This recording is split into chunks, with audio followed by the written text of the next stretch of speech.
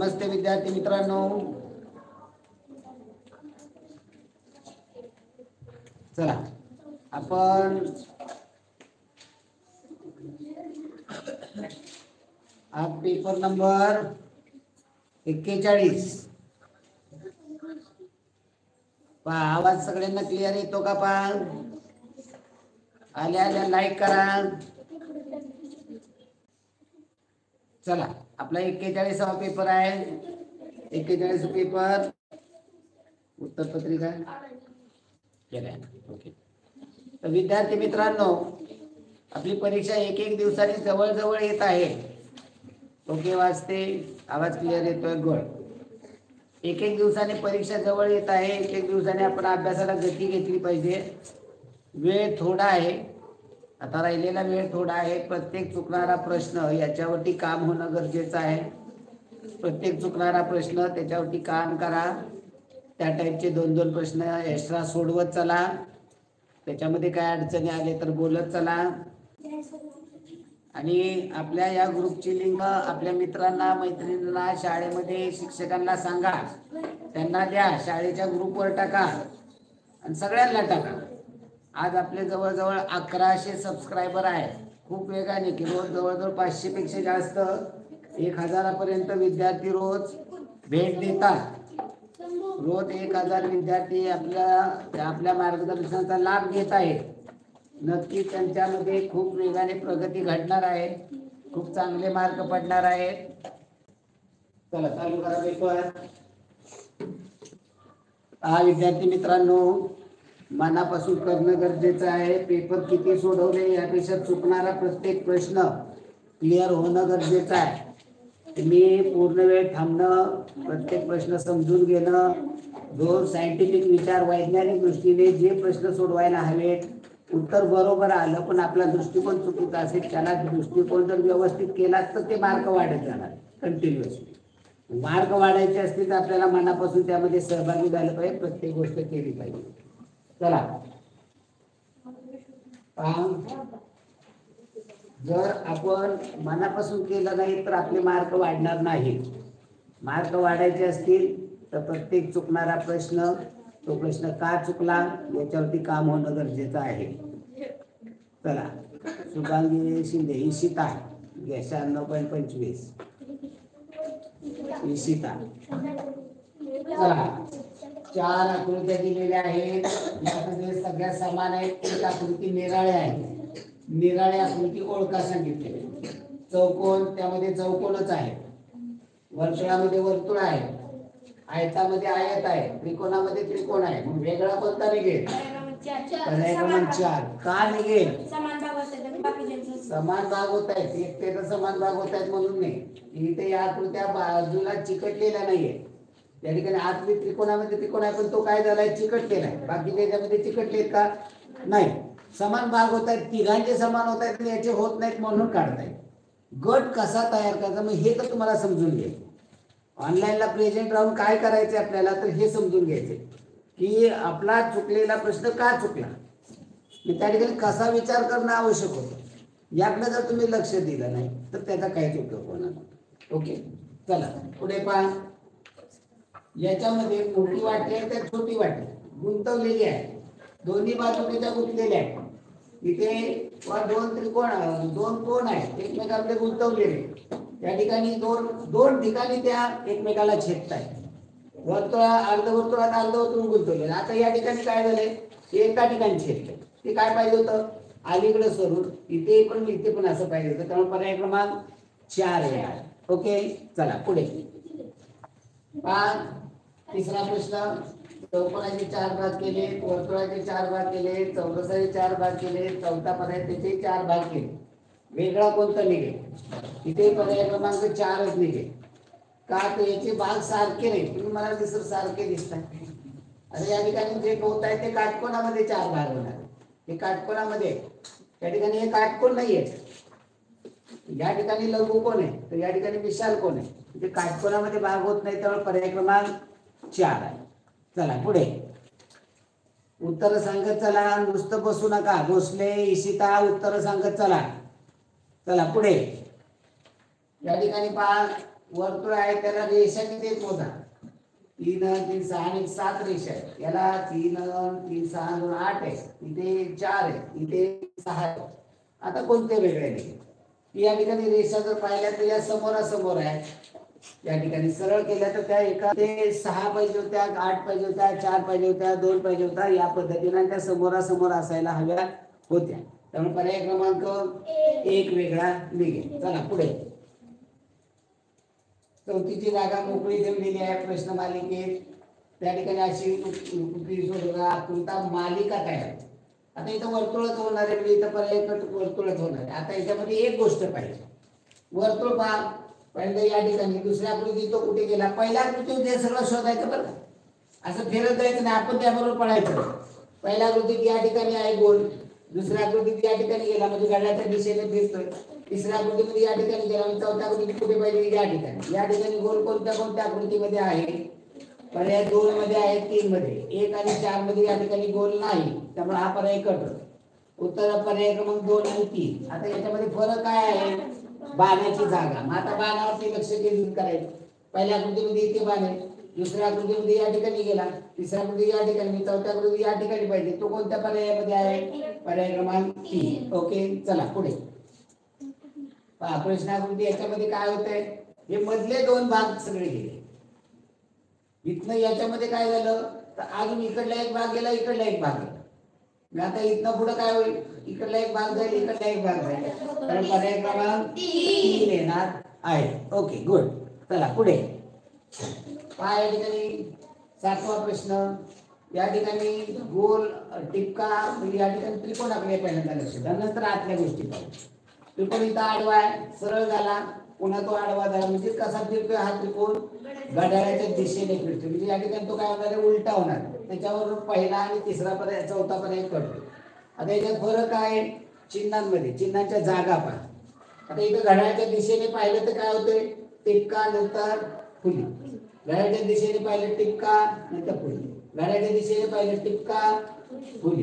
इथं काय पाहिजे, घड्याळाच्या दिशेने टिपका नंतर फुली. इथं काय होते, कसं जातो आपण, इथे जातोय कसं आपण पहा. टिपका कोणाकडे जातो मग फुली, टिपका त्रिकोणाच्या कोणाकडे मग फुली, टिपका त्रिकोणाच्या कोणाकडे फुली. इथं टिपका त्रिकोणाच्या कोणाकडे फुली, घड्याळाच्या दिशेने. आता इथे टिपका बाजूकडे जातोय, कोणाकडे जातोय का आपण, नाही, टिपका बाजूकडे जातोय मग फुली. त्यामुळे पर्याय क्रमांक 2 आहे. चला पुढे. मोरकाने गेले 97.50. चला या ठिकाणी पहा काय आहे, मालिका तयार होते. आता या ठिकाणी सगळीकडे त्रिकोणाला उभी रेष, त्रिकोणाला उभी रेष, त्रिकोणाला उभी रेष, या बारक्या त्रिकोणाला उभी रेष. असं इथे पण आहे, इथे पण आहे, इथे पण आहे, सगळीकडे आहे. आता तो त्रिकोण पहा, पहिल्यांदा कुठे आहे, खालच्या त्रिकोणामध्ये. नंतर हा त्रिकोण कुठे गेला, उजव्या बाजूच्या याच्यामध्ये गेला. नंतर कुठे गेला, वरच्या याच्यामध्ये, वरच्या त्रिकोणात गेला. आता कुठे येईल, या ठिकाणी. या ठिकाणी त्रिकोण असणारा पर्याय कोणता आहे, डाव्या बाजूला त्रिकोण असणारा पर्याय.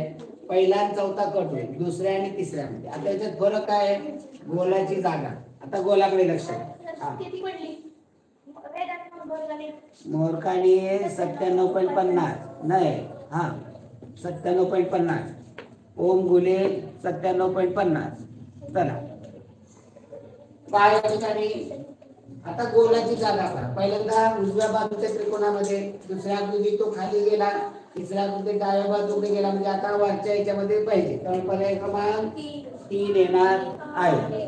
काही वेळा आपल्याला जास्त बघावं लागतं, काही वेळा पहिल्या याच्यामध्ये ते सापडतं. चला पुढे. या ठिकाणी आकृती पूर्ण करायची. याचं या ठिकाणी आरशातलं प्रतिबिंब आहे, याचं पाण्यातलं पण होऊ शकतं, याचा आरशातलं पहा किंवा याचं आरशातलं पहा किंवा याचं पाण्यातलं पहा. हा गोल पूर्ण होणार आहे.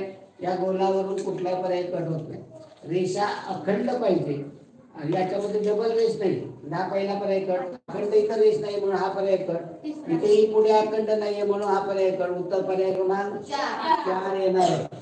हा चला पुढे. प्रश्न पहा. आता काय होते पहा, बाण जर तुम्ही पाहिले तर एक बाण आत येतो, एक जण बाहेर जातो. आता तो कसा येतो कसा जातो, पहिल्यांदा जर बघितला तुम्ही घड्याळ्याच्या दिशेने जाताना पहिला बाण आत येतोय, दुसरा बाहेर जातो. इथे पाहिलं, पहिला बाण आत येतो, दुसरा बाण बाहेर जातो. पहिला बाण आत येतो, दुसरा बाण इथं पहिला बाण आत येणार, दुसरा बाण बाहेर जाणार. मग पहिला आत येतोय का? नाही. पहिला आत येतोय का? पहिला आत येतोय का? येतोय, पण दुसरा बाण बाहेर जाणारा पाहिजे. इथं आहे पहिला आत येतोय, दुसरा बाहेर जातो, तर पर्याय क्रमांक 4 येणार आहे. तर 11वा प्रश्न घ्या. आता इथं पहिल्याचा दुसऱ्याशी संबंध नाही, दुसऱ्याचा तिसऱ्याशी आहे, दुसऱ्या तिसऱ्याशी आरशातलं होतं, किंवा मग इथं पहिल्याचं चौथ्यामध्ये आरशातलं होईल. या रेषा पूर्ण करायच्या आहेत आणि ही रेष सरळ पाहिजे. ही रेष सर्वांमध्ये सरळ आहे. आता इथे आतमध्ये इथे रेषा किती येणार आहे? इथे जर तुम्ही जुळून इथे पाहिलं तर किती आहे? दोनच रेषा पाहिजे. त्यामुळे पहिल्या तिसरा आणि चौथा पर्याय कट होईल. त्यात 3 रेषा. आता राहिला पहिला आणि दुसरा, त्या रेषा पहा. पहिल्या जवळ आले, तितके जवळ पाहिजेत का? नको. त्यामुळे उत्तर पर्याय क्रमांक 2 येणार. चला 12वा प्रश्न घ्या. चला उत्तर टाकत चला. 12वा प्रश्न. आता 12वा प्रश्नामध्ये पहिल्याचं दुसऱ्यामध्ये आरशाचं प्रतिबिंब होईल, पहिल्याचं तिसऱ्यामध्ये पाण्यातलं होईल. या ठिकाणी कंस आहे आणि इथं आतमध्ये गोल पाहिजे. कंस आतमध्ये गोल पाहिजे. इथे बाहेर गेल्याने कट, इथे तर चालणारच नाही. इथे कंस पहा कसा पाहिजे, या पद्धतीनं पाहिजे का या पद्धतीनं? तर या पद्धतीनं पाहिजे आणि गोल आतमध्ये पाहिजे. त्यावर पर्याय क्रमांक 3 येणार आहे. चला पुढे. या ठिकाणी पहिल्या 3 प्रश्न आकृती दिल्या, चौकीसाठी रिकामे चिन्ह दिले. या पहिल्या 2 मध्ये जसा संबंध आहे तसा पुढील दोघांमध्ये संबंध आहे. आता या एस या ठिकाणी काय होतंय? आरशातलं प्रतिबिंब. या एच इकडे आरशातलं प्रतिबिंब येणार, त्याच्यावर पहिला आणि तिसरा पर्याय करतो. आता या ठिकाणी या ठिकाणी या बाजूला पाहिजे, जे उजव्या बाजूला आहे ते डाव्या बाजूला हा येईल पाहिजे. पर्याय क्रमांक 4 येणार आहे. चला पुढे. आणि मला अधिकची 2 चिन्ह तिरकी आहेत, एका ठिकाणी एक पण फिरलं इकडे, एक पण फिरलं, दोन्ही घड्याळाच्या दिशेने फिरले आणि एकाला एक चिकडे. आता इथं कोणी घ्यायचं चिन्ह आहे, ही देखील घड्याळाच्या दिशेने फिरणार आहे. आणि कशी चिकटतील?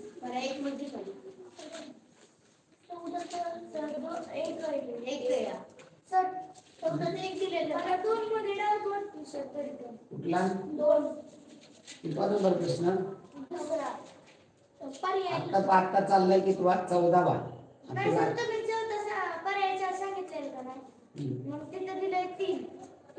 गेले खाली 2 नंबरचा प्रश्न घेऊन ते लगेच बोलणं गरजेचं आहे ना.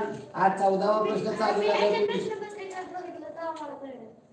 दुसरा प्रश्न पर्याय क्रमांक 4 येईल वेगळा. काय येईल ते सांगतो.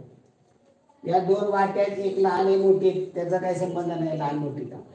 2 ठिकाणी छेदलेत, 2 ठिकाणी छेदलेत, 2 ठिकाणी छेदलेत, 2 ठिकाणी छेदलंय का? एका ठिकाणी छेदले. हे काय पाहिजे होतं? या ठिकाणी अशी ही पाहिजे होती. ओके. तर पर्याय क्रमांक 4 आहे. 3 नाही येणार, 3 नाही येणार. पर्याय क्रमांक 4. तर आपला किती नंबर चाललाय प्रश्न? 14. 14वा प्रश्न. आता हे 45 अंशात शोधत फिरताय.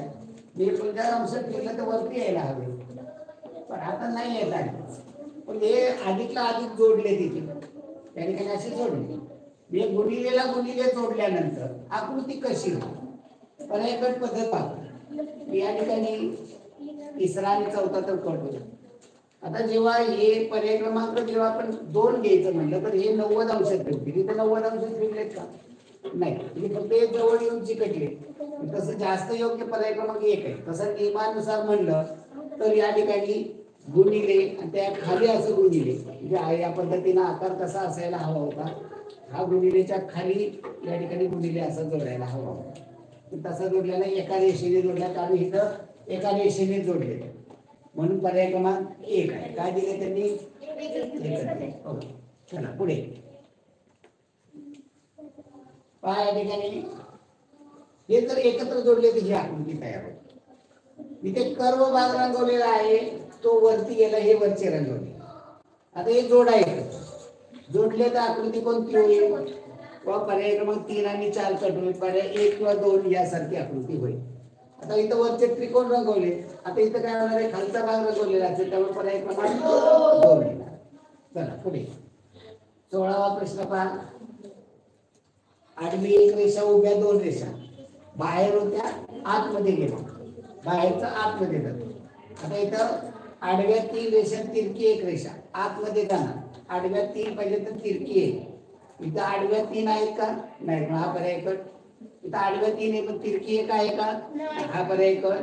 आडव्या 3 आहे तिरकी 1 आहे चालेल पण पर्याय क्रमांक 3 आहे. ओके चला पुढे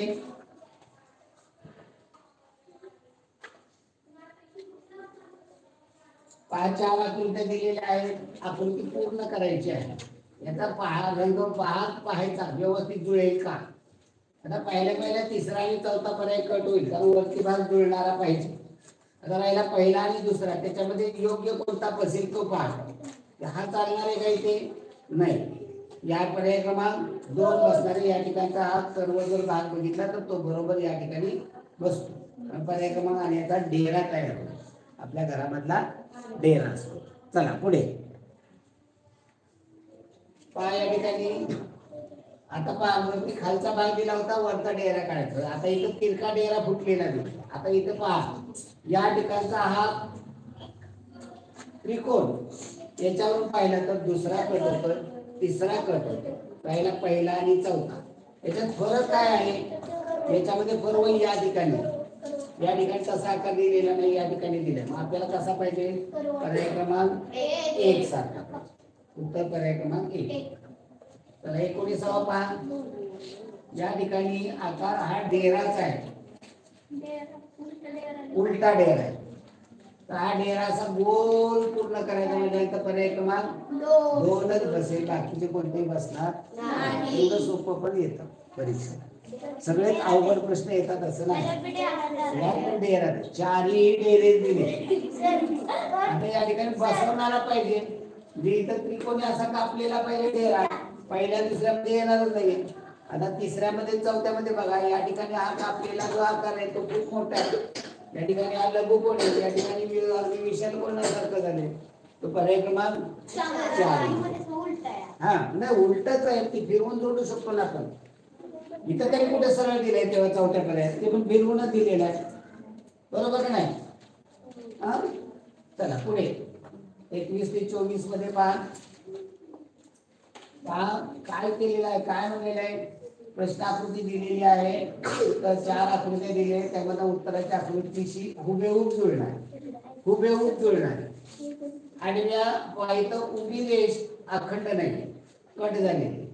इथे वरती आली हा पर्याय कट. इथं वरची खालपर्यंत आली हा कट. इथे अखंड आहे हा कट पर्याय क्रमांक 1 येणार आहे. चला पुढे 23वा प्रश्न पहा 22वा ओके 22वा. आता या शेंडीवरून पहा एकच गोष्ट बघायची सगळं पाहायचं थोड्या गोष्टी पाहायच्या त्याच्यावरती लक्ष केंद्रित करायचंय आपल्याला. जास्त गोष्टी पाहिल्या की सगळं गोंधळ एका पर्याय कट करायचे आणि पुढे जायचे आपण. चला या ठिकाणी पहा या शेंडीवरती पहा ही शेंडी इथे आहे इथे आहे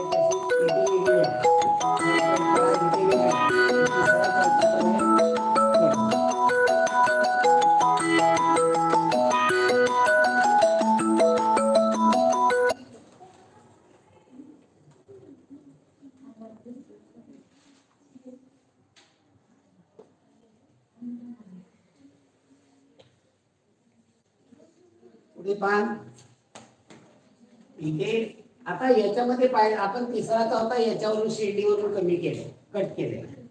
आता राहिला पहिला दुसरा. आता जेव्हा आपण पर्याय कट करतो जेव्हा उत्तरापर्यंत पोहोचतो तेव्हा जास्तीत जास्त योग्य असं बघत जायचं. आता यशचा आकार पहा जो या ठिकाणचा आकार या ठिकाणचा आकार फरक जाणवतोय. पर्याय क्रमांक 2 मग आता बाकीच्या गोष्टी पण बघायच्या. इथे वेळ आपल्याला दिला पाहिजे. पेपर जर आपण या गतीनं सोडवला तर 1 तासाच्या आत संपेल. 1 तास सव्वा तास, पण आपल्याला वेळ 2 तासाचा आहे. 2 तास तिथे काय झोप काढायची का?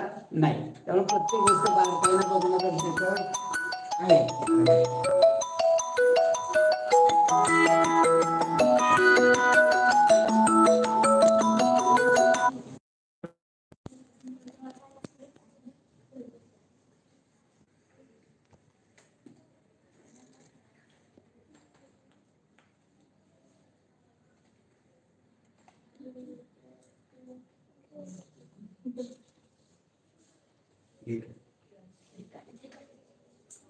चला पुढील प्रश्न पाहा.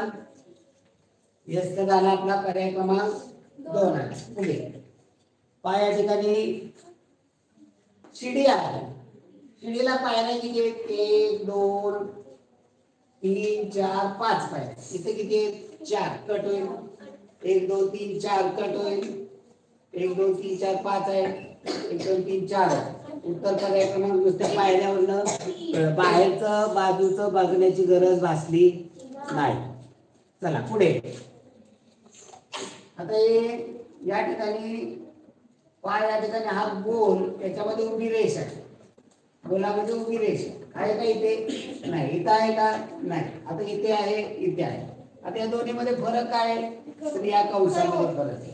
हा कंस आपल्याला कसा पाहिजे? खाली पाहिजे. त्यामुळे पर्याय क्रमांक 3 येणार. एका गोष्टीवरती लक्ष द्या. त्याच्यावर पर्याय कट पद्धत आपल्याला वापरायची आहे. ईशिता, चला ईशिता टाकते, बाकी वाचते, मोरकाने उत्तर काय तुम्ही टाकत नाही, तिचा काहीच उपयोग होणार नाही. पहा तुम्ही किती प्रश्नपत्रिका सोडवल्या, तर जोपर्यंत होणाऱ्या चुकांवर काम होत नाही तोपर्यंत मार्क वाढणार नाही. प्रत्येक घटनाने चूक का घडली, ती चूक घडू नये म्हणून त्या ठिकाणी ते कशा पद्धतीनं सोडवणं गरजेचं होतं, या गोष्टी समजून घेणं महत्वाचं आहे. तुम्ही जर केवळ नुसती प्रश्नपत्रिका तपसत असाल तर त्याचा काहीच उपयोग होणार नाही. चला, आरशातलं प्रतिबिंब आहे, अर्धा गोल उजवीकडे आहे तो डावीकडे होणार आहे, तसाच राहणार आहे.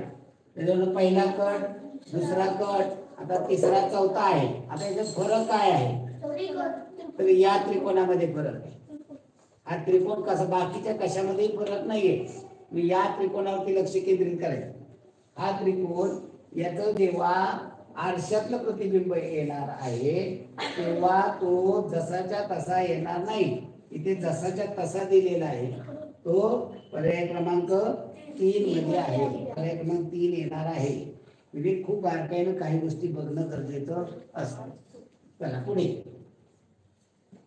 या ठिकाणी बी उजवीकडे आहे, डावीकडे येणारे बी, त्याच्याने पहिला पर्याय कट होईल.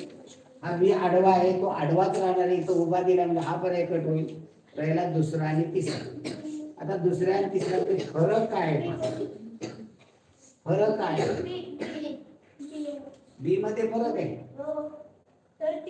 हा बरोबर. हा दोन्ही बी मध्ये उलटा सुलटा आहे. आपल्याला कसा पाहिजे? उलटा पाहिजे. त्यामुळे पर्याय क्रमांक 3 येणारे, पर्याय 2 कट होणार आहे. चला पुढे. पहा या ठिकाणी बाण, पहा बाणाकडे लक्ष द्या. हा बाण आतमध्ये जाणार आहे, तो या पद्धतीने इकडे जाणार आहे.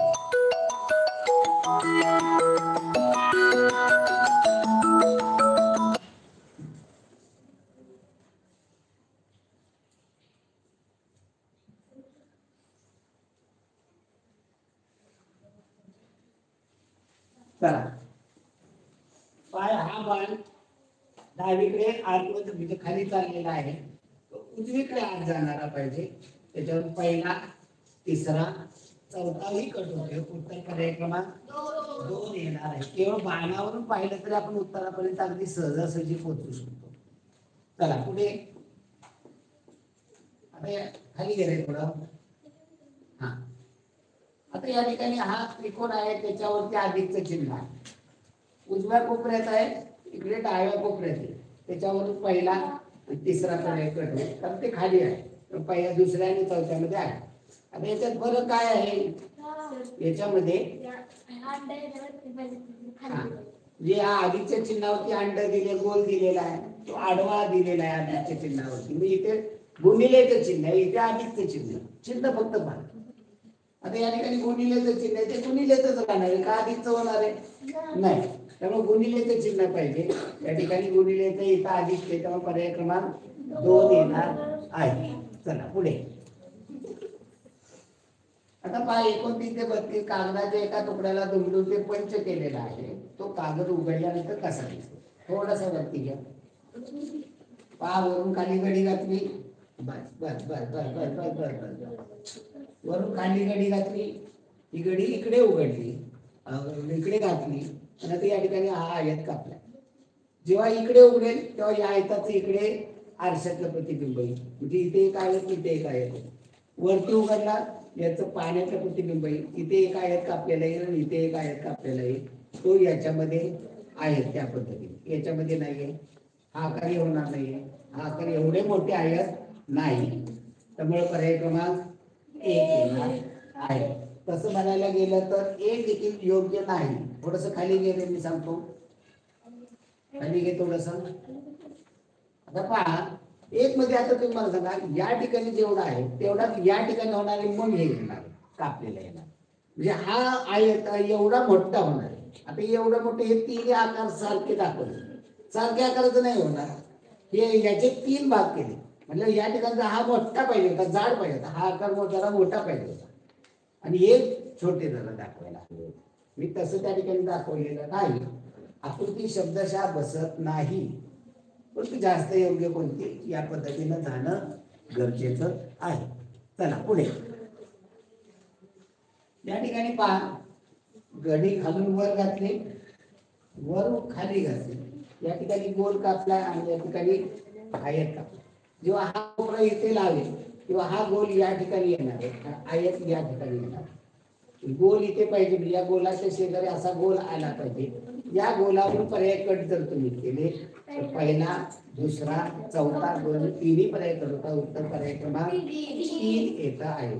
फक्त आता या 3 पर्यायामध्ये हा जो दाखवलेला आहे हा इथे बरोबर आहे पण हा जास्त खोल दाखवला. एवढा खोल काय दाखवायला पाहिजे होता, तो कमी दाखवायला पाहिजे होता. इथपर्यंत दाखवणं अपेक्षित होतं. तो जास्त खोल दाखवलेला आहे तेवढी त्याच्यामध्ये थोडीशी चूक झाली. पण जास्त योग्य कोणता असं आपल्याला जाणं गरजेचं आहे. चला पुढे. आता पहा इथे पाव भागाचीच घडी घातली, इकडे पाव भागाची घडी म्हणजे ही घडी घातली, ही घडी घातली आणि आता वरती पहा. आता इथे घडी घातलेली दाखवली ही घडी आणि नंतर या पद्धतीची घडी घातलेली म्हणजे इकडे. आता इथे घडी घातलेली आहे का नाही हे काय सांगता येत नाही.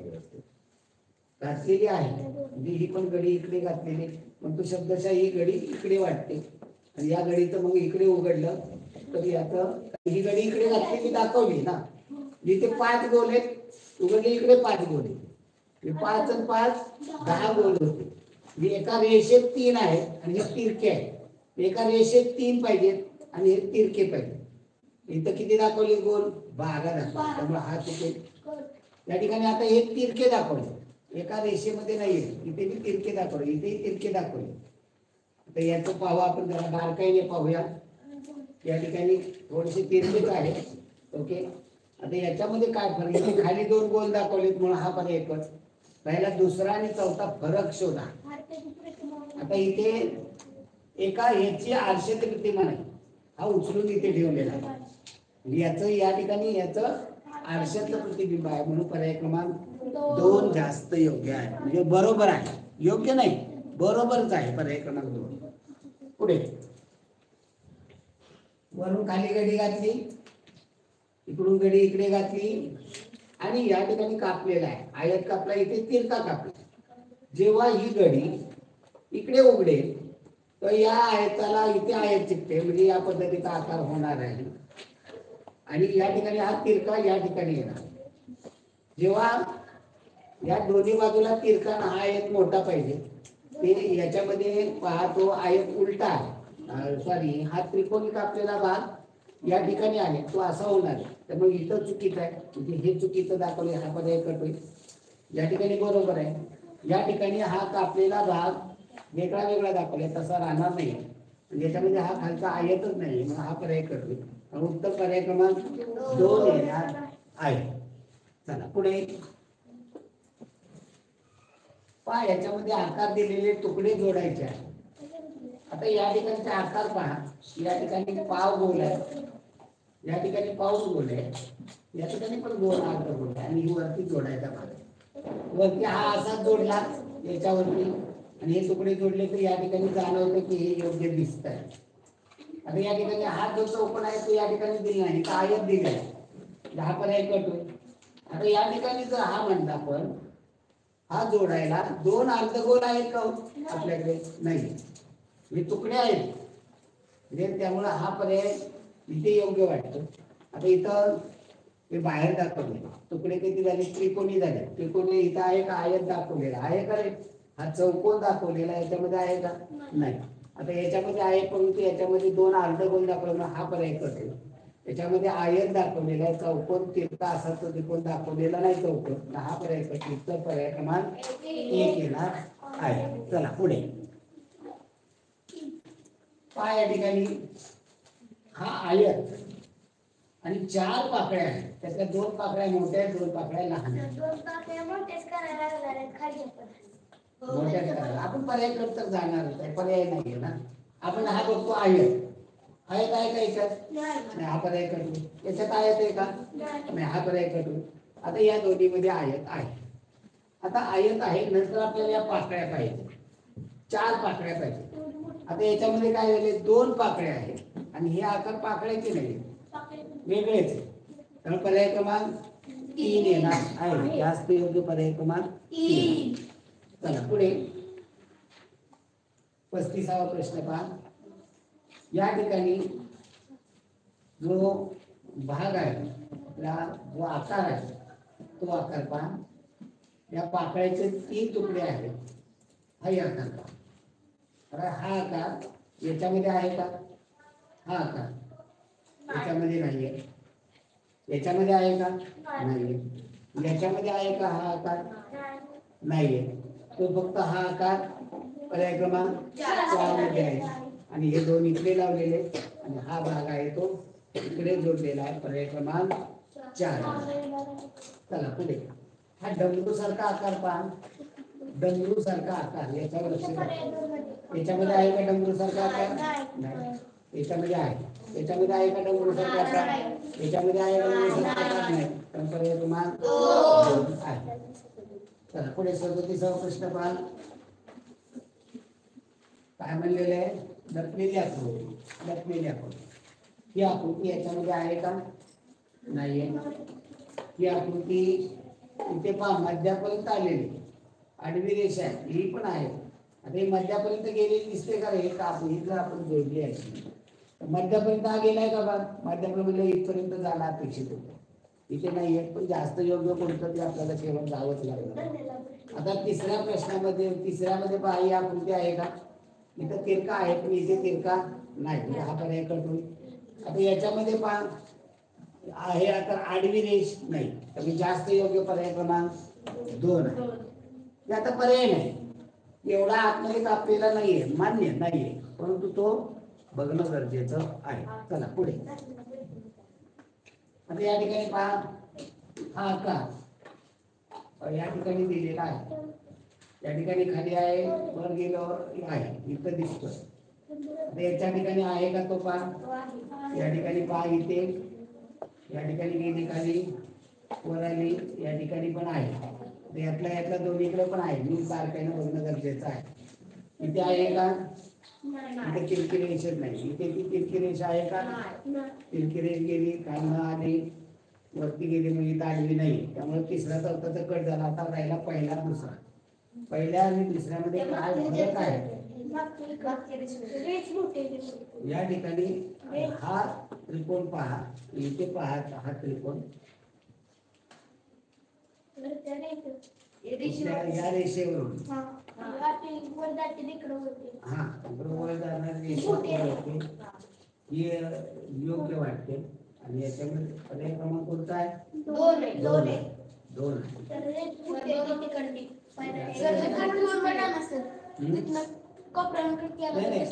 याची उंची पाहा ना.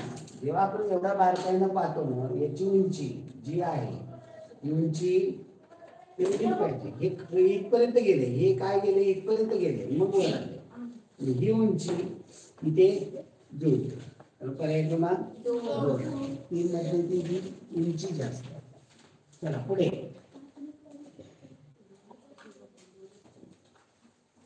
39 पहा. डमरू सारखा आकार, डमरू सारखा आकार त्याच्यामध्ये आहे का? त्याच्यामध्ये आहे. आणि आडवी रेष आहे, म्हणजे इथे जुळतं. पुढे कुठं आहे का पाहू? इथे डमरू सारखा आकार आहे का? नाही. इथे नाही. तर पर्याय क्रमांक 2 येणार आहे. चला पुढे 40वा प्रश्न पहा. या ठिकाणी अधिक चिन्ह, या ठिकाणी त्रिकोण पहा. त्रिकोण आडवी रेषा आहे आणि वरती उभी गेलेली, उजवीकडे गेलेली. आता या ठिकाणी त्रिकोण आहे, अधिकचं चिन्ह आहे, आडवी रेषा आहे, वरती आडवी गेलेली नाही, त्यामुळे हा चालणार नाही. या ठिकाणी वरची रेष नाहीये. आता इथे हा त्रिकोण पाहिजे, समभुज त्रिकोण अशा पद्धतीने पाहिजे, तो त्या पद्धतीने नाहीये, हा पर्याय चुकीचा आहे. याच्यामध्ये त्रिकोण आहे, अधिक चिन्ह आडवी रेषा, पण ही वरची जी रेषा आहे ती डाव्या बाजूला गेली तिरकी, त्यामुळे हा चालणार नाही. या ठिकाणी त्रिकोण आहे, अधिक आहे, आडवी रेषे वरती उजवीकडे गेलेली आहे, त्यामुळे पर्याय क्रमांक 4 योग्य आहे. चला पुढे गणित आहे. चला गणिताकडे घेऊया, आपण गणिताकडे वळूया.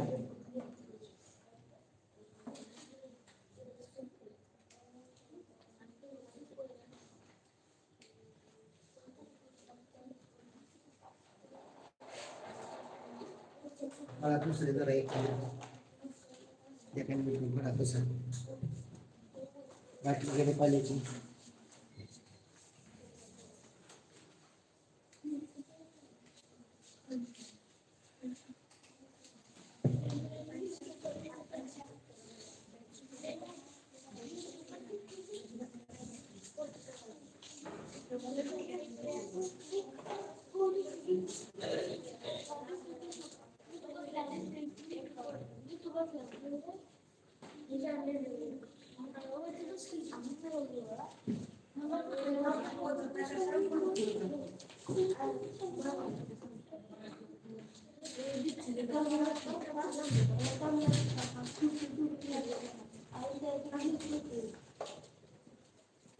मनवा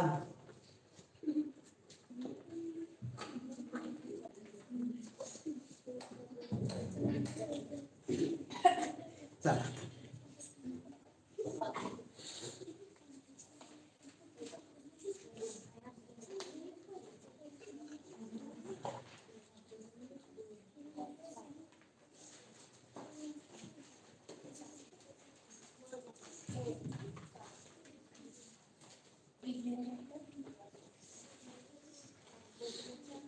गणिताकडे आपण लक्ष देऊया. गणिताचे प्रश्न सगळ्यात जास्त मार्क आपले गणितामध्ये जात आहे, त्यामुळे त्याकडे लक्ष देणं गरजेचं आहे. आपण प्रत्येक प्रश्नावरती काम करतो. प्रत्येक प्रश्न योग्य पद्धतीने तुमचा सॉल्व्ह होणं गरजेचं आहे. पाच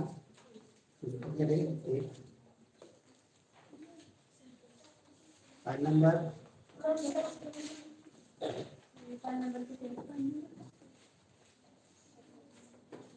नंबर आहे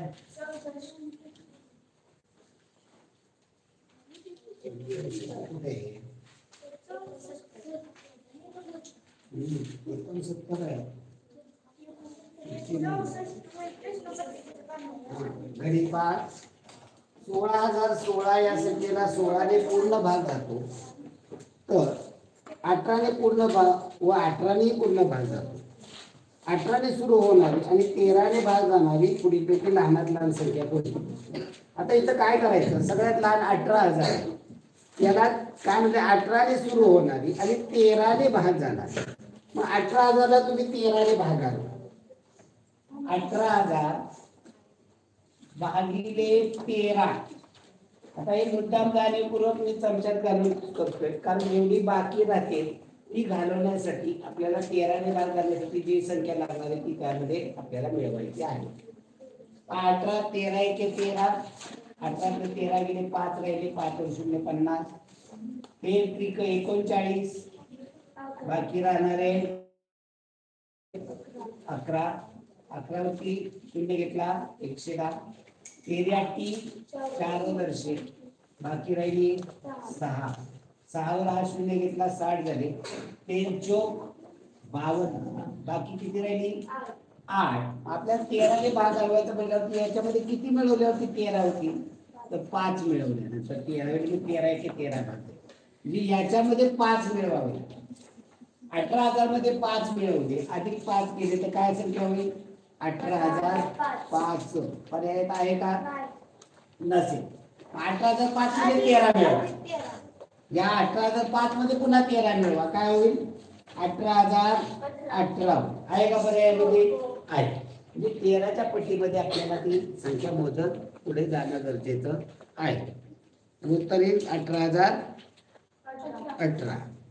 पुढे खालीलपैकी सर्वात लहान संख्या कोणती. आता जेव्हा हा प्रश्न सोडवतो संख्या खाली संख्या लिहा, ते पण आपल्याला मार्क 2 मार्क 1.25 मार्क आपला जाणार, तेव्हा या ठिकाणी प्रत्येक प्रश्नाचं कच्चं काम हे नंबर टाकून वहीमध्ये होणं गरजेचं. नुसतं सोडवण्याला काही शून्य किंमत आहे. 96,607, 96,607, दुसरं 96,100, 96,999 आणि चौथी आहे 96,001. आता इथं प्रश्न काय म्हटलेला आहे, सर्वात लहान. 10,000चं पाहिलं सगळीकडे 9 9 आहे, तुलना करता येईल का, नाही. लहान येते कोणती काढता येईल का, नाही. हजाराचं सांगितले की इथे 6 आहे, इथे 6 आहे, इथे 5 आहे, इथे 6 आहे, लहान कोणती 5 असणार आहे, म्हणजे 95,999 पर्याय क्रमांक 3 आहे. चला पुढे, प्रियांका व नम्रता या दोघींच्या वजनाची बेरीज 55 किलोग्राम आहे, तर दोघींच्या वजनाचे गुणोत्तर 6:5 आहे. पहिल्यांदा नाव कोणाचं आहे, प्रियांका, मग पहिल्यांदा प्रियांका लिहायची, नंतर नम्रता. आता यांचं गुणोत्तर काय आहे 6:5, म्हणजे 6 भाग प्रियांका असेल तर नम्रता 5, म्हणजे याची बेरीज किती 11 भाग. 11x बरोबर 55, तर x बरोबर किती 55 भागिले 11 केले, 11 5 x ची किंमत 5 आली, तर मग प्रियाचं वजन किती असेल 6 गुणिले 5 30 असणार आहे. नम्रताचं 5 25. कुणाचं विचारले आपल्याला, नम्रता. म्हणजे ते नावं लिहून ज्याच्या त्या ठिकाणी खाली लिहिणं गरजेचं आहे. चला पुढे, आयता एवढी परिमिती असणाऱ्या चौरसाची बाजू 24 सेंटीमीटर, म्हणजे चौरसाची आयताची परिमिती सारखी आहे. आयताची बाजू 24 दिलेली आहे, म्हणजे याची परिमिती किती येणार आहे 96 येणार आहे परिमिती. म्हणजे आयताची देखील परिमिती किती आहे 96. मग आता त्यांनी काय सांगितले, आयताची रुंदी 18 आहे, पण लांबी किती. आता आयताची परिमिती कशी काढतो, लांबी अधिक रुंदीच्या बेरजेची दुप्पट करतो, मग त्याची दुप्पट 96 येणार. मग दुप्पट आहे त्याची निप्पट केली आपण अगोदर, म्हणजे 48 ची निप्पट केली, 48 ही काय येणार आहे लांबी आणि रुंदीची बेरीज येणार. मग या 48 मधून रुंदी वजा केली की लांबी येणार आहे 30 सेंटीमीटर. आयताची रुंदी किती, लांबी किती आहे शिकणे 30 सेंटीमीटर. पुढील प्रश्न पहा, आपल्याला क्षेत्रफळ विचारले आहे. आता या आयताची 18 आली, लांबी 30 आली, मग याचं क्षेत्रफळ लांबी गुणिले रुंदी 18 0 0 आणि 18 3 54, म्हणजे 540 चौरस सेंटीमीटर. पर्याय पहा 1. चला पुढे, संख्या रेषा दिलेली आहे. संख्या रेषेवरती P ते T पर्यंत अंतर 1 सेंटीमीटर असल्यास Q व R बिंदू मध्ये अंतर किती. आता संख्या रेषा पहा, समजून देतो मी. संख्या रेषा त्याच्यामध्ये P माप देतो,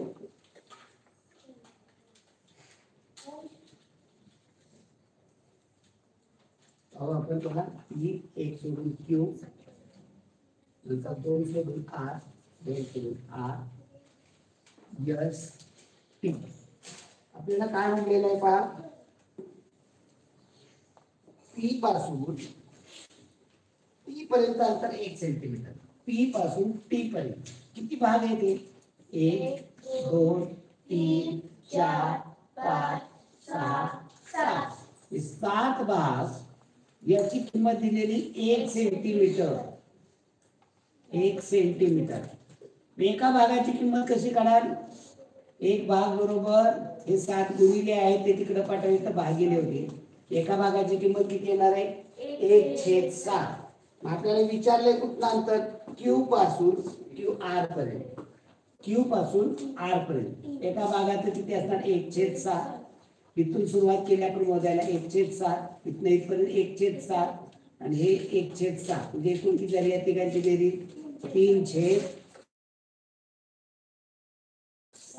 सेंटीमीटर व 4 अभिषेकने 1200 रुपयास घेतलेली सायकल 1440 रुपयास विकल्यास त्याला नफा किती झाला आता पहा 1440 रुपये विक्रीची किंमत आहे त्यातनं खरेदीची किंमत 1200 रुपये वजा करा म्हणजे तुम्हाला नफा येईल तुम्हाला 240 रुपये नफा आता शेकडा नफा विचारलेला आहे शेकडा नफा बरोबर नफा गुणिले 100 भागिले खरेदी किंमत 1200 रुपये इकडे 2 शून्याला 2 शून्य घालवा 12 एके 12 12 दोन्ही 24 वाजते 0 20% नफा आहे एकमान पद्धतीमध्ये तुम्ही वेगवेगळ्या पद्धतीने हे करू शकता वेगवेगळ्या पद्धतीने केलं पाहिजे तुम्ही केवळ ही पद्धत मीडियमच्या मुलांनी करणं गरजेचं आहे आता हुशार मुलांनी काय करायला पाहिजे हे की 1200ची 1440 ला विकली म्हणजे 100ची केवढ्याला विकली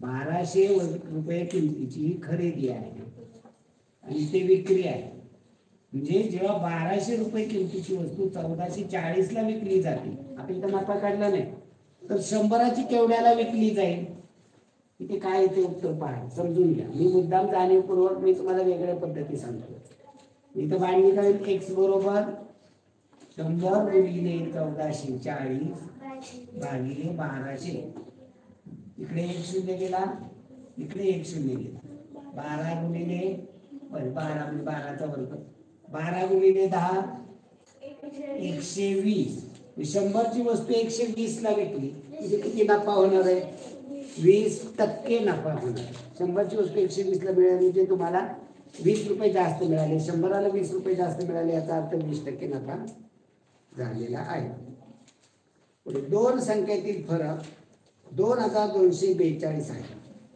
त्यापैकी एक संख्या 8989 आहे तर दुसरी संख्या कोणती आता त्यामध्ये पहा मायनस मध्ये करून बघावे लागेल त्यांची बेरीज दिलेली नाही वजाबाकी दिलेली नाही जर आपण मोठी ही संख्या लहान आहे असं समजलं 8989 तर लहान संख्या काढायची असेल तर वजा तुम्हाला 2242 करावे लागतील ही लहान ही तर मोठी संख्या मांडली ही जर संख्या लहान मांडली तर याच्यामध्ये 2242 मिळवावे लागतील तर ही मोठी संख्या म्हणजे ही मोठी संख्या मांडली तर त्यातनं वजा केले तर लहान संख्या मिळेल आणि ही संख्या लहान मांडली तर त्याच्यामध्ये 2242 ऍड केले तर तुम्हाला मोठी संख्या मिळेल पाहू आपण दोन्हीपैकी कोणता पर्याय वजाबाकी करून 9तनं 2 गेले 7 8तनं 4 गेले 4 9तनं 2 गेले 7 8तनं 2 गेले 6 6770 या पर्यायामध्ये आहे का आहे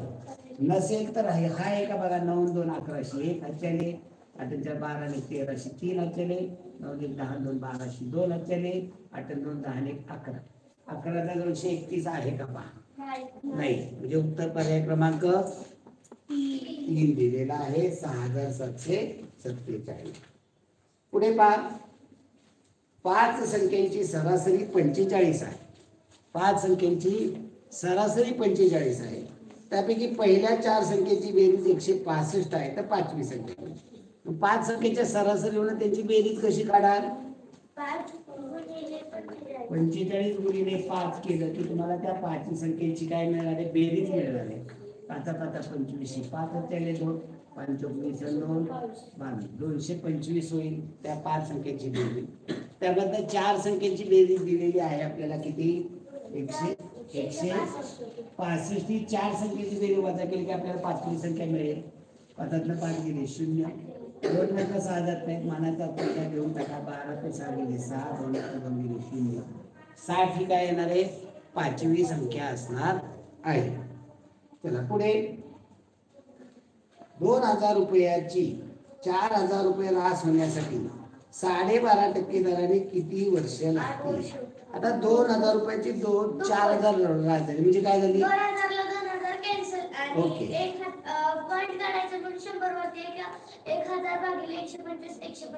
शाबास. हे खूप गरजेचं आहे. म्हणजे हे पहा सर्वसाधारण विद्यार्थी कसा सोडवेल इथं की सूत्र आहे की व्याज गुणिले 100. आता इथं 2000 ची 4000 रास झाली म्हणजे व्याज किती मिळालं 2000 रुपये मिळाले. जिथं सूत्र आहे व्याज गुणिले 100 भागिले दर गुणिले मुद्दल गुणिले कालावधी. इथं दर दिलेला आहे इथं तुम्हाला काय आहे कालावधी. इथं मदक भागिले 100 हे सूत्र वापरायचं मग इकडे पाठवायचं डायरेक्ट. तिथं वाचलं ना तुमचा वेळ हा वेळ खूप नको. आता इथे या 2000 ला 2000 कॅन्सल होतात आणि जेव्हा दुप्पट होते ना तेव्हा 100 भागिले काय असेल ते करायचं. दर दिल्यामुळे 100 भागिले 12.5 बस इथंच एवढ्याच याच्यात तुम्ही केलं पाहिजे गणित. हे वरची काही मांडणी करता आली नाही करायची गरज नाही. जेव्हा दुप्पट होतं तेव्हा 100 भागिले दर असेल किंवा 100 भागिले कालावधी असेल तो करायचा. आता इथं दशांश चिन्ह गोंधळ करतोय तुमचा. आता हे संख्या बघितल्याबरोबर तुमच्या लक्षात यायला पाहिजे की इथे दशांश चिन्ह एक घर पुढे घेतले 1 0 गेले 125 8 1000 12.5 8 100 आहे. म्हणजे 125 8 1000 हे जसं लक्षात आहे तसं 12.5 8 100 हे पण तुमच्या लक्षात असलं पाहिजे. चला पुढे 3/12 2/4 5/6 या पूर्णांकाची बेरीज केली. 3/12 अधिक 2/4 अधिक 5/6 यांची आपल्याला बेरीज करायची. हे सारखा करा. त्याचा लसावी काय येईल 12 येईल. याचा 12 आहे ऑलरेडी 12 करायचं त्याची एकपट करावी लागते. अंशाची एकपट 3 येईल. इथे 4 12 करायचं तर छेदाची तिप्पट करावी लागते. अंशाची तिप्पट 6 येईल.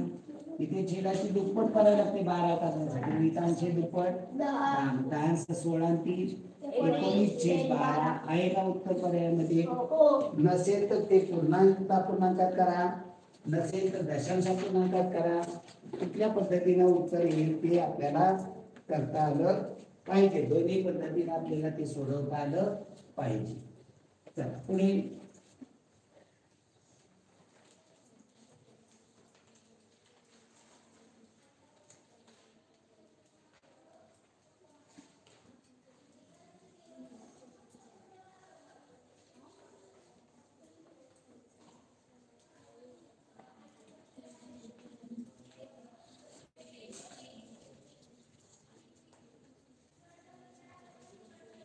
पुढील प्रश्न पहा.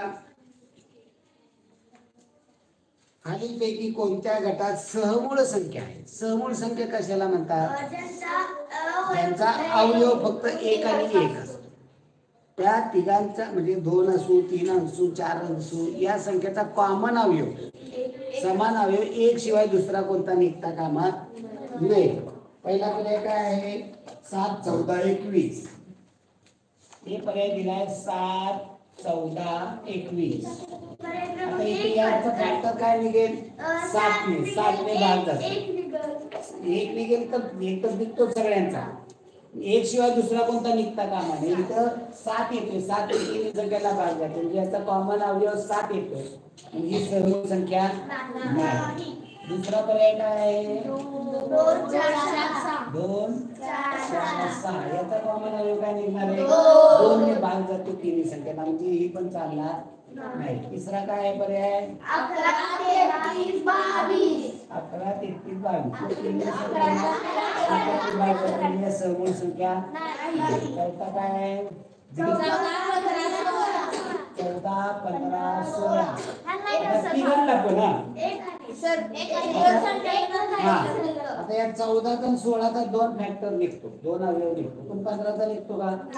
या तिघांनाही जाणारा तर फक्त एक आहे, एक शिवाय दुसऱ्या कोणत्याही जात नाही. म्हणजे या तिन्ही कशा आहेत? सहसा तिघांचे नसते जोडी, पण आपल्याला हे पण लक्षात आलं पाहिजे. चला पुढे पुढे काय म्हणलेले पहा. अभिषेक सकाळी 9:30 वाजता शाळेत गेला, तो सायंकाळी 4:15 वाजता परत आला, तर तो किती वेळ शाळेत होता? आता 52 झाला. 15, 20, 25, 40 यांचा लसा वेगळा. 15, 20, 25, 40. आता या चारही संख्यांना भाग जाईल अशी संख्या आहे का? आहे. कोणती आहे? 5. 5 लिहितो. 15, 25, 40.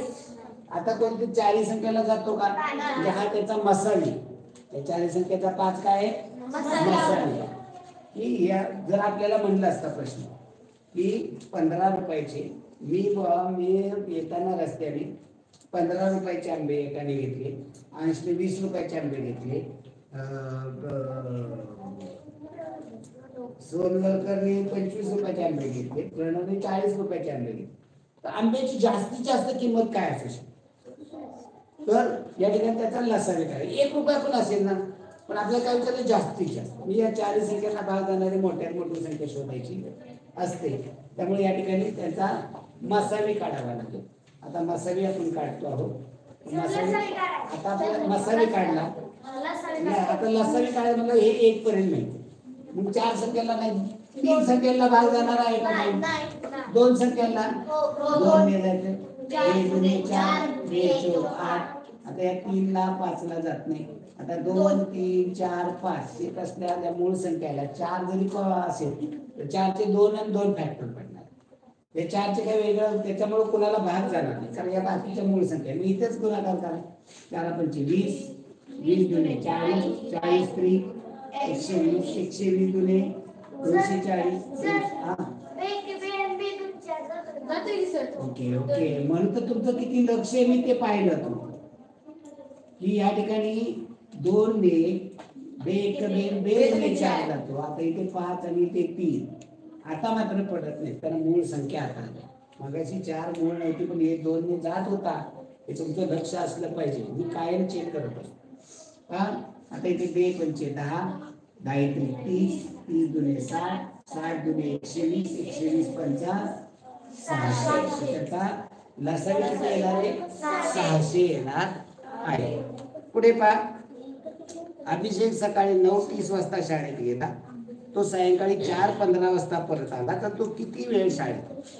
आता सकाळी शाळा सुटलेल्या वेळेतनं शाळा भरलेली वेळ वजा करायची असते. शाळा सुटलेली 4:15, 4:15 मधनं 4:15 वजा 9:30, 4:15 वजा 9:30 करता येईल का? किती वेळ काय करावं लागेल?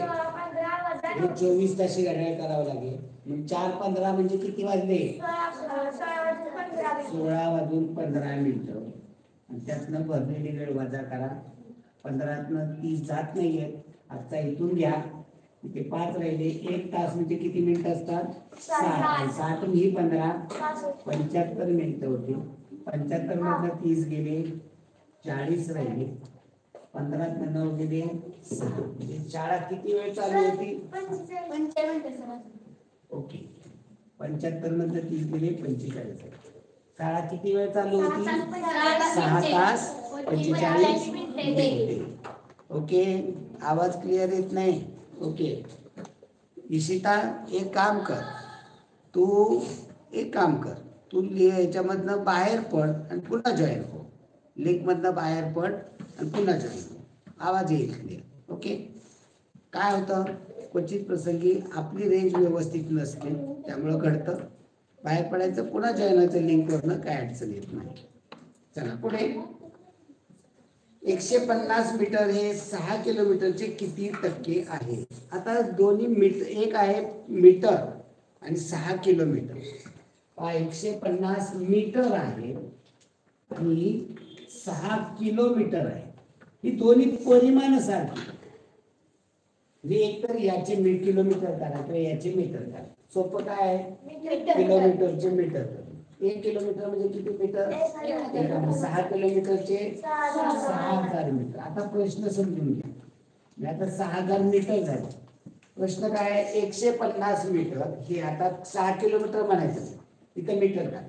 150 मीटर हे 6000 मीटरचे किती टक्के? आता 6000 मीटरचे चे म्हणजे गुणिले. माहिती आहे का टक्के तुम्हाला? नाही, x टक्के म्हणा. x टक्के बरोबर 150 मीटर. आता याची मांडणी करू. टक्के म्हणलं की छेद किती असतो? 100. म्हणजे मांडणी होईल 6000 गुणिले x छेद 100 बरोबर 150. आता या ठिकाणी या x ला मोकळा करायचा. x ला हे भागिले 100 तिकडे पाठवले काय होतील? गुणिले 100. या x ला 6000 गुणिले तिकडे पाठवले तर काय होतील? आता इथं 2 शून्याला हे 2 शून्य, एका शून्याला 1 शून्य झालं. राहिलं काय? 15/6. आता हे दशांश अपूर्णांकात करावं लागेल. 6 दुने 12, बाकी राहिली 3 वर मानाचं शून्य घेतलं 30 झाले. 6 पंचे 30 म्हणजे किती उत्तर? 2.5. आता दुसरी पद्धत पहा. आता हे हुशार मुलांसाठी आपण करतोय, काम करतोय ते हुशार मुलांसाठी. जो 80च्या आसपास आहे तो वरती गेला. मग आता इथं मांडणी काय करायची? आपल्याला माहिती आहे का हे किती टक्के? नाही. आपल्याला काय म्हणजे 6000 मीटरला 150 तर 100 नाही. एकमान पद्धतीमध्ये मांडणी काय होईल? 6000 मीटरला 150 म्हणजे 100 ला x. मांडणी काय होईल? x बरोबर 100 गुणिले 150. 3 शून्य इकडला 1 आणि 2 शून्य घालवले. इथे 6 दुने 12, 6 पंचे 2.5%. ओके, हे सरावाने तुम्हाला सगळ्या गोष्टी कळायला लागतात. पुढे 15.4 आणि 30.01 यांचा गुणाकार दशांश चिन्ह विरहित पूर्णांकात किती? त्यांनी सांगितले का अगोदर दशांश चिन्ह विरहित करून घ्या? नाही. म्हणजे अगोदर ते गुणाकार करायचं मग त्याचं उत्तर पूर्णांकामध्ये सांगायचं आहे. 15.4. आता या ठिकाणी पहा मोठी संख्या वर घ्या. 30.01 गुणिले 15.4. आता इथे खूप मोठा पाडा म्हणायचा नाही. 100 दशांश चिन्ह नाही म्हणून हा गुणाकार करायचा. 154 एके 154 हातचे आले 15. 154 शून्य शून्य शून्यामध्ये 15 मिळवले 15. 15शी 5 आले 154 शून्य शून्य शून्याने 154 त्रिक करायचे फक्त. 150 त्रिक किती होतात? बरं 15 त्रिक किती होतात? 150 त्रिक 450. वरती 4 आहे. 4 त्रिक 12 मिळवा 450 462. तुम्ही हे तुमचं डोकं चाललं पाहिजे. याला म्हणायचं ट्रिक सोडले. गती कशी येते ते तुम्ही काय करणार? एककाने गुणणार, पुन्हा दशकाने गुणायचे म्हणून शून्य देणार, दशकाने गुणणार, पुन्हा 2 शून्य देणार, शतकाने गुणणार. करता का नाही? हा, म्हणजे हे कळलं पाहिजे आपल्याला. आणि गुणाकार बघितल्यानंतर कळलं पाहिजे ह्याच्यात काय करायचंय.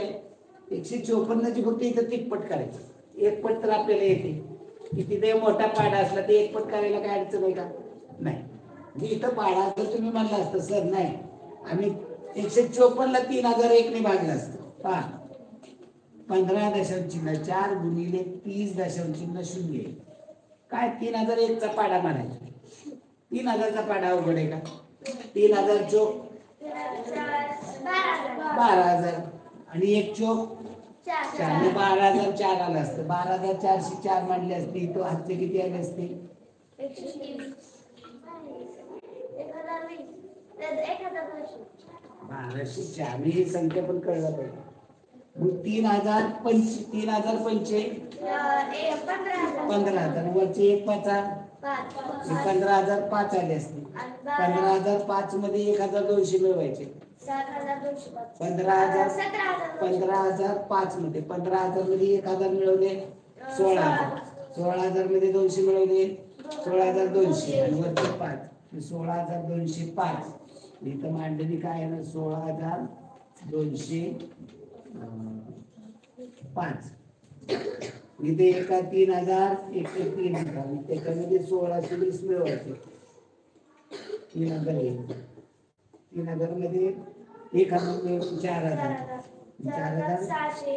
4,620 आणि वरचा 4,621. हे पण कळायला काय अडचणीचं नाही, उत्तर तेच आहे.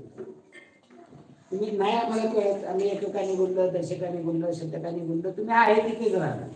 तुम्ही विचार काय केला पाहिजे, मला हे फास्ट आलं पाहिजे, गतीनं आलं पाहिजे. जे गणित आलं तर मला 1 मिनिट वेळ लागतो ते अर्ध्या मिनिटात कसं सोडवता येईल, अर्ध्या मिनिटात येतं ते 15 सेकंदात कसं सोडवता येईल, 2 मिनिटं लागतात ते 1 मिनिटात कसं सोडवता येईल, याच्यावरती काम होणं लागते. ओके, तर आता इथे दशांचिन्हाकडे लक्ष देऊ. इथे 1 संख्येच्या अगोदर, इथे 2 संख्येच्या, म्हणजे एकूण 3 संख्येच्या अगोदर. मग आता इथे पूर्णांकात सांगायचे 462. नंतर दशांचिन्ह इथे किती आहेत, 1 अंकी असेल 1 आहे, 5 असेल किंवा 5 पेक्षा मोठे असेल तर आपण काय करणार, 462ला 463 करणार. इथे 1 5 पेक्षा मोठी आहे का, नाही. आता 2 अंकी असेल तर काय पाहिजे, इथे पुढे जायचं असेल तर 50 किंवा 50 पेक्षा मोठी. ही 50 पेक्षा मोठी आहे का, नाही आहे तिथे. 3 अंकी असेल तर काय करायचं, 500 पेक्षा मोठी पाहिजे. मग 500 पेक्षा मोठी आहे काही, म्हणून आहे तिथं राहील. उत्तर काय येईल. आता एखादा मुलगा काय करतो की वरती पूर्णांक हे काढून टाकतो, हे काढून टाकतो. 30 गुणिले 15 किती आलं असतं उत्तर, 415. पर्याय काय का, हा एकदा चुकल्याशिवाय तुला ते आता अक्कल आली की चुकते बाबा. आता आपण का आता करतो का, आता दशांचिन्हात सगळं गुणाकार करतो. मी एककाने गुणून, दशकाने गुणून, शतकाने गुणून करतो, मग उत्तरापर्यंत जा. चला पुढे, म्हणजे गरज नाही हो, पण विनाकारण. आता जर काही वेळा सांगतात प्रश्न, पहिल्यांदा संख्या पूर्णांकात करून घ्या आणि मग गुणाकार काय येईल असाही प्रश्न असतो, तेव्हा त्या पद्धतीनं करायचं. पुढे पहा, 15 दशांशचिन्ह 4 आणि 3 दशांशचिन्ह 0 झाला. खाली दिलेल्या संख्येच्या 3 ओळीवरून चौथी ओळ 21 7 14. सांगा ओळ मला, 21 7 14 30 10 17 39 23 आता इथे 21 अधिक 9 30 अधिक 39 39 अधिक 9 बरोबर 30. 21 9 30 30 9 39 9 48. पुढे 7 अधिक 3 बरोबर 10. 10 अधिक 3 काय 7 अधिक 3 बरोबर 10. 10 अधिक 3 बरोबर 13. 13 प्लस 3 बरोबर 16. 14 प्लस 3 बरोबर 17. 17 प्लस 3 बरोबर 20. 20 प्लस 3 बरोबर 23. याऐवजी असं जर बघितलं असतं 7 ची तिप्पट 21, 10 ची तिप्पट 30, 13 ची तिप्पट 39, 16 ची तिप्पट 48. एवढं इथे जमलं असेल. पण इथं दुप्पट जमत नाही, इथे दुप्पट जमत नाही. इथे काय अधिक 3 अधिक 3 अधिक 3. या पद्धतीनं सोडवलं तरी काय हरकत नाही. चला पुढे,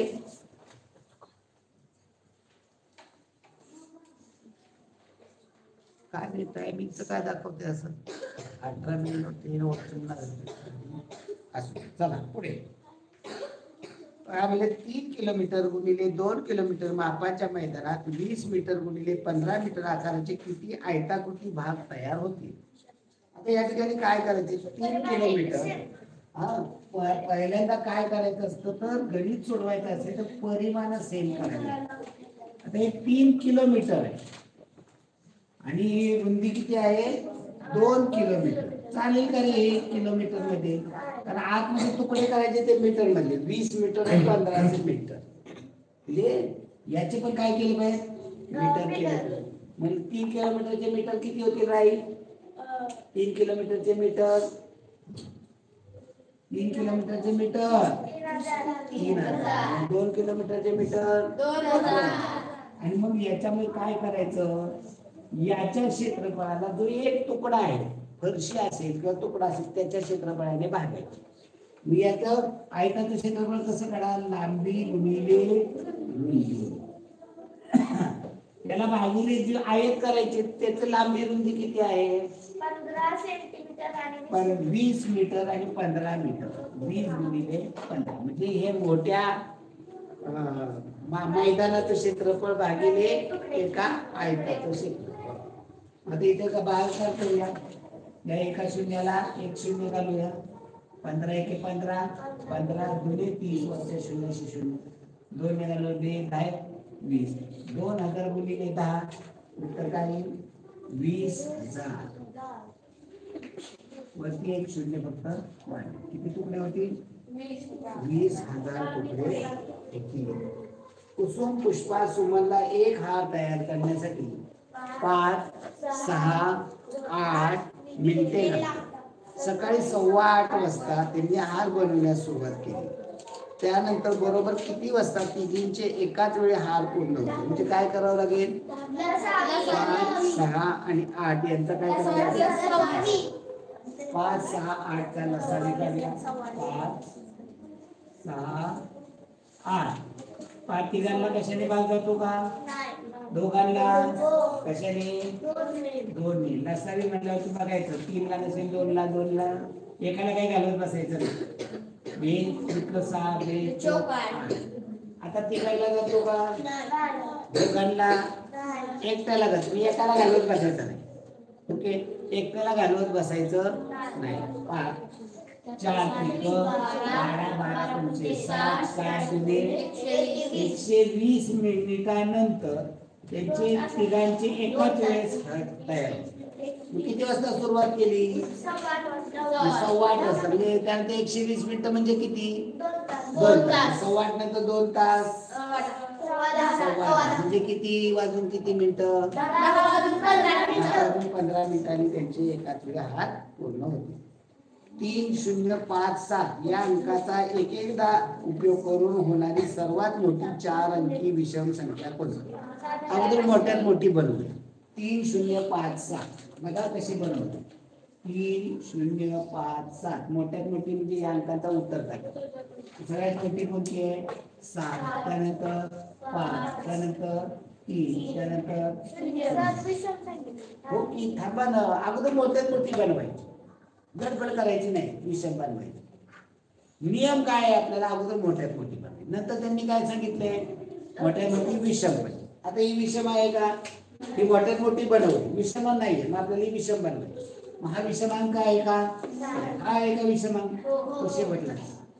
आणि कुठे टाकू म्हणजे काय होईल? 7, 5, 0, 30 आहे का पर्यायामध्ये? नसेल तर काय करायचं का?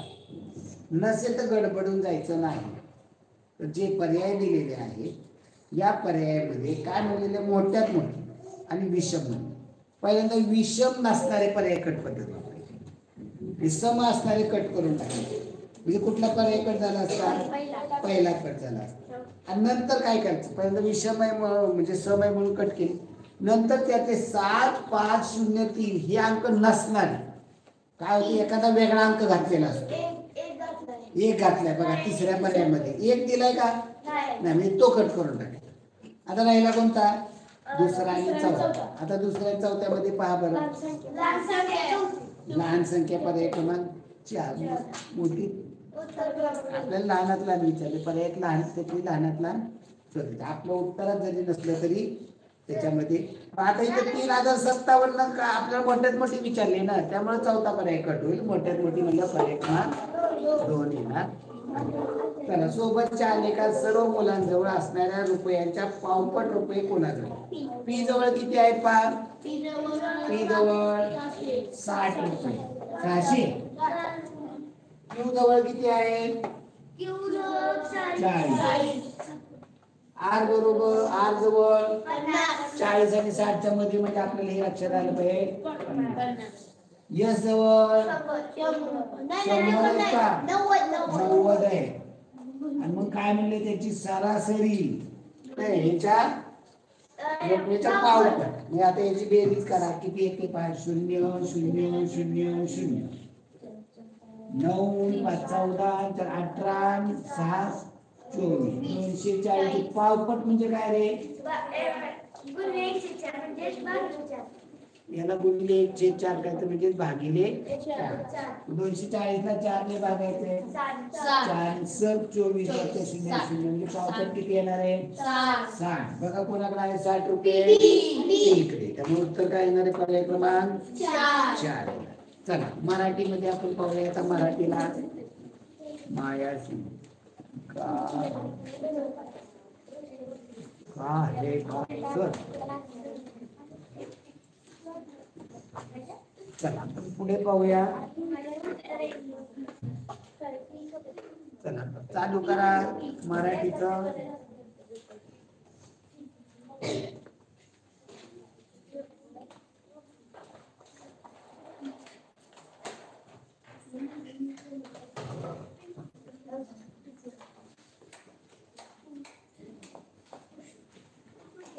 विद्यार्थी मित्रांनो, आपण आता मराठीला सुरुवात करतो आहोत. यामध्ये उतारे वाचणं त्यापेक्षा समजपूर्वक त्याचं आकलन होणं खूप गरजेचं.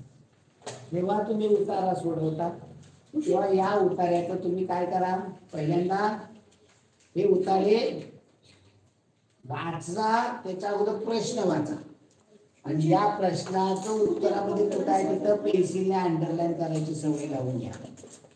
पहा, पृथ्वीवरील सुमारे 1 अष्टमांश भूभाग वाळवंटाचा. 1 अष्टमांश म्हणजे पूर्णांकात कसं मांडतात रे? 1.8. 1 अष्टमांश कसं मांडतात? तुम्हाला गणितात शिकवलंय मी. 1 अष्टमांश कसं मांडतात? 1.8. मग 3 पंचमांश, 2 तृतीयांश.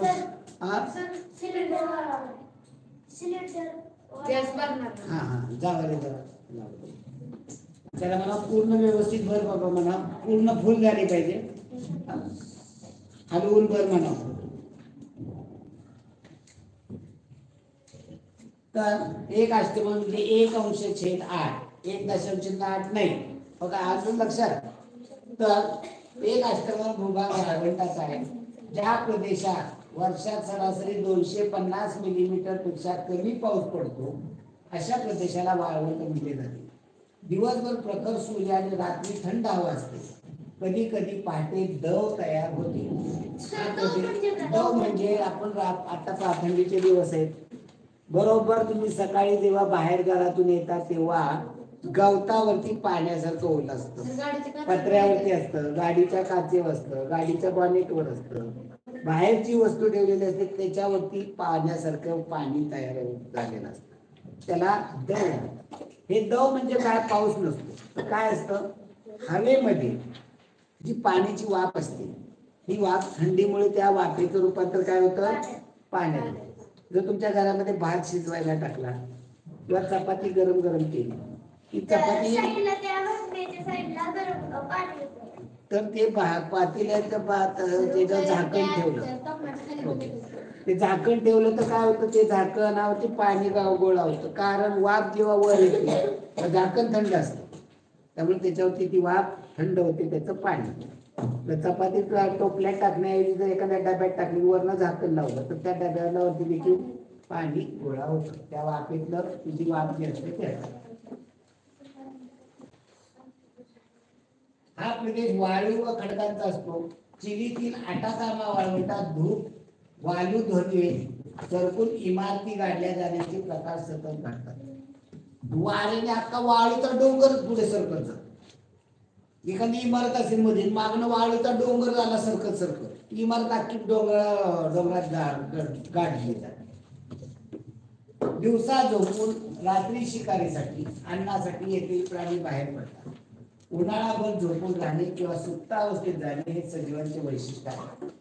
आता आपल्याकडे पहा, उन्हाळ्यामध्ये बेडूक जे असतात, तुम्ही बेडूक बघितलाय का? हा बेडूक तुम्ही जर उन्हाळ्यामध्ये शोधला तर कुठे सापडत नाही. कुठे गेली बेडूक? मेली का? तर ते काय करतात, त्यांना थंडी आणि उन्हाळा सोसत नाही. पावसाळ्यामध्ये ते बाहेर येतात. पावसाळा संपला हे जमिनीमध्ये मातीमध्ये खड्डा करतात आणि स्वतःला आतमध्ये गाडून घेतात. झोपतात ते माणसं. किती महिने? 3 महिने, 4 महिने, 5 महिने, 6 महिने झोप. त्या काळात ते काही खात नाही. श्वसन देखील त्यांच्या त्वचेमार्फत होत असतं. जेव्हा पाऊस पडतो, पावसाचं पाणी जमिनीत मुरून त्यांच्यापर्यंत पोचतं, तेव्हा ते उकरून बाहेर येतात. मग तुम्हाला बेडकं दिसायला लागतात. मग तेव्हा पाऊस पडल्याने ते एकदम आता नाही एवढे दिसतात. कधी? फक्त पावसाळ्यात जास्त दिसतात. त्यांना थंडी आणि उन्हाळा सोसत नाही. ते शीत रक्ताचे प्राणी, साप असेल, बेडूक असेल. तर झाडांची उन्हाळ्यात झोपून राहणे, सुप्तावस्थेत जाणे हे सजीवांचं वैशिष्ट्य आहे. झाडांची पाने गळतात, फक्त मुळे, खोडे किंवा बिया राहतात. कॅंगरू, रॅट, जर्विल हे प्राणी कमी पाण्यावर जगतात. बेडूक, कासव पोटात पाणी साठवतात. उंट मधारीत पाणी साठवतात किंवा मिळाल्यावर पितात. निवडून पावसानंतर फुगतो व नंतर सुकतो. त्याच्या पानाचे काट्यात रूपांतर झालेले असते, त्यावेळी पाणी कमी उडून जाते व प्राण्यांना खाणे अवघड होते. वाळवंट असले तरी तेथे जीवसृष्टी आहे. पृथ्वीवर वाळवंटी भाग किती टक्के आहे? 1/8 गुणिले 100 केलं की 12.5%. उत्तर येणार आहे 12.5. वाळवंटातील प्राणी शिकारीसाठी, अन्नासाठी रात्रीच्या वेळीच का बाहेर पडतात? तर रात्रीच्या वेळी थंड हवामान असतं आणि दुपारची ऊन असतं. म्हणजे काय उत्तर आहे? तर इथं रात्रीच्या वेळी वातावरण थंड असतं. प्रचंड उन्हाळ्यामध्ये 50-55 डिग्रीच्या तापमानाला आपल्या उन्हाळ्यामध्ये पाहिलं आपण उन्हाचं बाहेर पडतो का? आपल्याकडे 40 पर्यंत जातं, 40-45. म्हणून तिथं वाळवंटात 50च्या वर असतं. उन्हाळ्यात वाळवंटी प्रदेशातील वनस्पतीचा कोणता भाग पाहावयास मिळत नाही? पानं. आपल्याकडे झाडांना जशी पानं असतात, वाळवंटातल्या झाडांना तिथं पानाच्या जागेवर काटे असतात. पुढे वाळवंटी भागात काटेरी वनस्पती आढळतात, कारण वनस्पतीचे बाष्पीभवन कमी होते. त्यातल्या झाडातलं पाणी उन्हाने उडून जाऊ नये. राहिला. खाली बी कोणता प्राणी कमी पाण्यावर जगू शकणार नाही? मंडूक, कासव, उंट हे शरीरात पाणी साठवून ठेवतात, कांगारू नाही. वाळवंटात भागात काटेरी वनस्पती आढळतात, कारण वनस्पतीचे बाष्पीभवन कमी होते. फेब्रुवारीच्या पहिल्या दिवसापासून एका बेकरीवाल्याने एका शेतकऱ्याकडे रोज 1 किलो लोण्याचा रतीब लावला. रतीब लावला म्हणजे रोज जाऊन घालणं. आपल्याकडे दूधवाला असतो तो रतीब घालतो, म्हणजे रोज आपल्याला जेवढं पाहिजे तेवढं तो दूध आणून देतो. तसा शेतकरी रोज 1 किलो लोणी त्या बेकरीवाल्याला देतो. महिन्याच्या शेवटच्या दिवशी बेकरीवाल्याने लोण्याचे वजन करून पाहिले तर लोणी कमी भरले. संतापून त्याने शेतकऱ्याला कोर्टात घेतलं. न्यायाधीशाने शेतकऱ्याला विचारले, तू लोण्याचं वजन कसं करतो? शेतकऱ्याने उत्तर दिलं, साहेब मी तर अडाणी, माझ्याजवळ मोजायला योग्य माप नाही, पण माझ्याकडे एक तराजू आहे. न्यायाधीशाने विचारले, मग तू लोण्याचं वजन कसं करतो? शेतकऱ्याने उत्तर दिले, साहेब या बेकरीवाल्याकडून मी 1 किलो पाव विकत घेतो. मी तो पाव तराजूत ठेवतो आणि तेवढ्याच वजनाची लोणी देतो. या जर माझा दोष आढळला तर मी शिक्षा भोगायला तयार आहे. बेकरीवाल्याकडे 1 किलो पाव घेऊन जातो, तो पावाचा तराजू ठेवून वजन करून देतो. म्हणजे याचा अर्थ पावाचं वजन कमी दिलं बेकरीवाल्याने, त्यामुळे त्याला लोणी कमी मिळाली. लोण्याचे वजन कशामुळे कमी भरले? बेकरीवाल्याच्या फसवणुकीने. त्यांनी 1 किलो म्हणून 900 ग्रॅमच दिला, त्यामुळे घडलं. 1 किलो वजन म्हणून शेतकरी तराजू मध्ये कशाचा वापर करी? पावा. बेकरीवाल्याला एकूण महिनाभरात किती किलो लोणी मिळाली? 30 किलो लोणी. रोज 1 किलो म्हणजे 30 किलो. पहिल्या दिवशी त्याने 1 किलो बरोबर दिला असेल का? 29 दिवसाचा हा, म्हणजे आता फेब्रुवारी महिन्यामध्ये काय म्हणले तो? फेब्रुवारी महिन्यात 28 किलो. रोज 1 दिवस किलो म्हणलं तर 28 किलो मिळाले का? 28 किलो. तर कमी कमी मिळाले, म्हणजे 28 पेक्षा कमी मिळाले, म्हणजे 29-30 चालेल का? नाही. त्यामुळे निश्चितपणे सांगता येईल का ते काही ते शिल्लक ठेवलं होतं का? त्या लोण्याचं त्या बेकरीवाल्याने वापरलं. पुढे खाली बी कोणाचे वर्तन तुम्हाला चुकीचे वाटते? बेकरीवाले. या कथेच्या शीर्षकासाठी कोणती म्हण योग्य ठरेल? खोट्याच्या कपाळी फोडा. खोट्याच्या कपाळी फोडा. अजून एक आंब्या बाईची गाठ पडली नाही, चोराव मोर झाले नाही का शेतकरी? पुढी तशी पुढी इतर तसा होत नाही. आणि त्याला पुढे पहा तिसरा पारा हा असा एक धातू आहे की नेहमीच्या अवस्थेत तो द्रव रूपात असतो. आत्ताच्या तापमानावर तो द्रव रूपामध्ये असतो. वीज व उष्णता याचा उत्तम वाहक असून पाण्यापेक्षा 13.6 पटीने तो जड आहे. पाण्याचा उत्कलन बिंदू 350 अंश सेल्सिअस असून -39 अंश सेल्सिअसला तो पोहोचतो.